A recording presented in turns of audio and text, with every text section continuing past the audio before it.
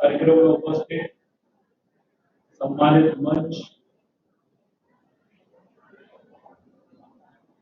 भाइयों और बहनों,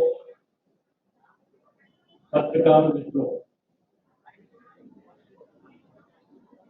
आज समरसता यात्रा बालाघाट से प्रारंभ से कुछ देर में हो रही और मैं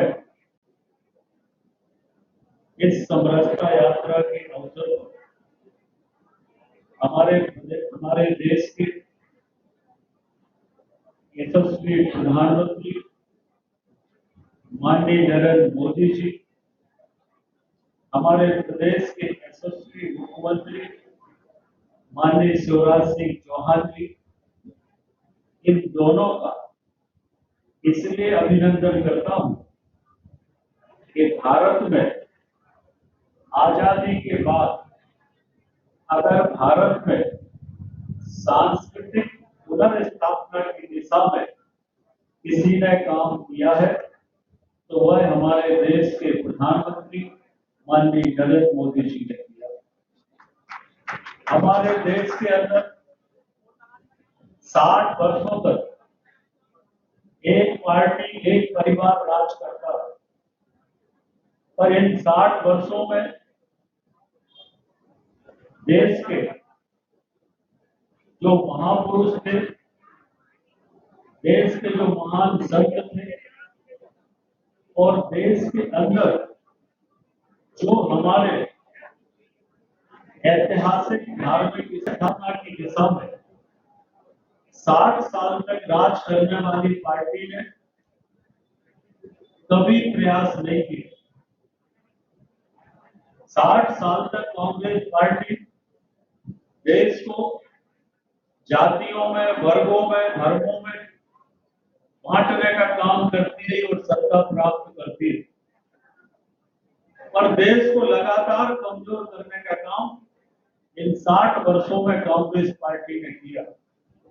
और जब हम माननीय प्रधानमंत्री जी के अभिनंदन की बात करते तो इसलिए करते कि अगर भारत में राम मंदिर निर्माण का रास्ता बना तो माननीय नरेंद्र मोदी जी के प्रयास से भारत के अंदर काशी विश्वनाथ का मंदिर फिर से बना तो माननीय नरेंद्र मोदी जी। अगर केदारनाथ जी में बाबा केदारनाथ मंदिर बना तो माननीय नरेंद्र मोदी जी के प्रयास से। अगर उज्जैन के अंदर बाबा महाकाल के यहाँ महाकाल लोक बना तो माननीय नरेंद्र मोदी और शिवराज जी के नेतृत्व में। अगर डॉक्टर अंबेडकर साहब का जन्मस्थली पर उनका म्यूजियम बनाने का काम, ऑडिटोरियम बनाने का काम अगर हुआ तो माननीय नरेंद्र मोदी जी के प्रधानमंत्री रहते हुए।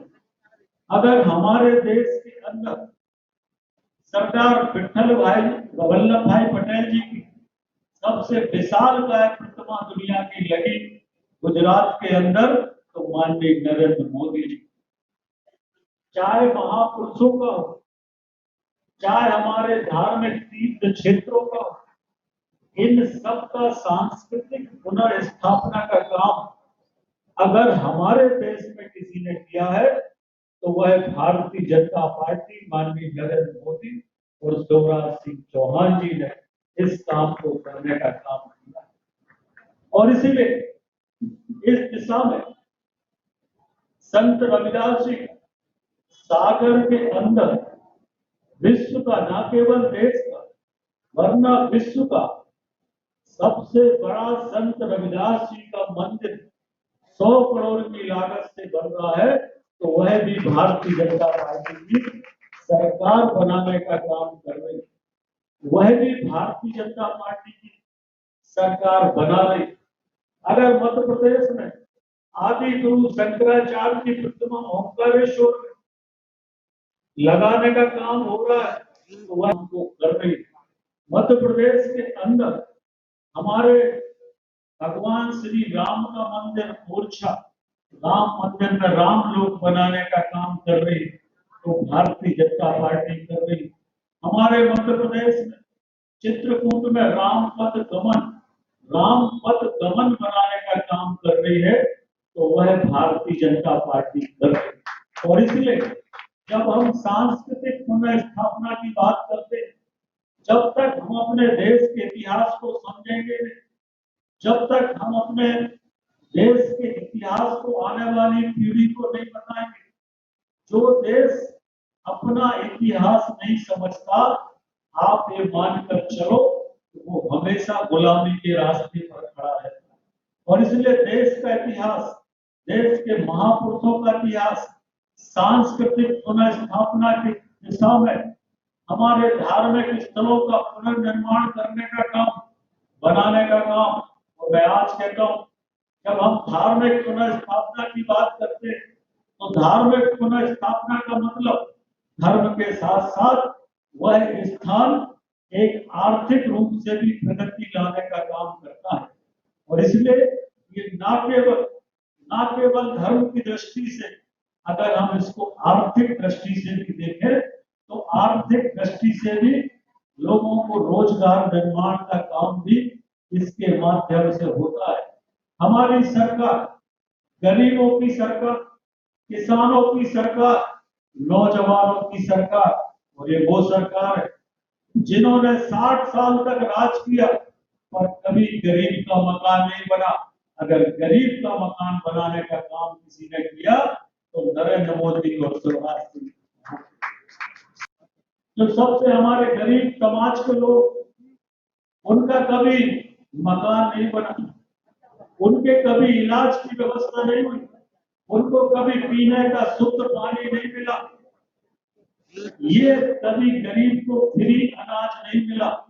ये सारे काम अगर कोई कर रहा है तो वो देश की और प्रदेश की भारतीय जनता पार्टी की सरकार कर रही है। सिंह के संकल्प सही मायने में संत रविदास जी ने जो सामाजिक समरसता की अपील की, जो सामाजिक समरसता का संदेश उन्होंने दिया था, उसको सही मायने में पूरा करने का काम अगर कोई कर रहा है तो वह भारतीय जनता पार्टी उस काम को पूरा करने का काम कर रही है।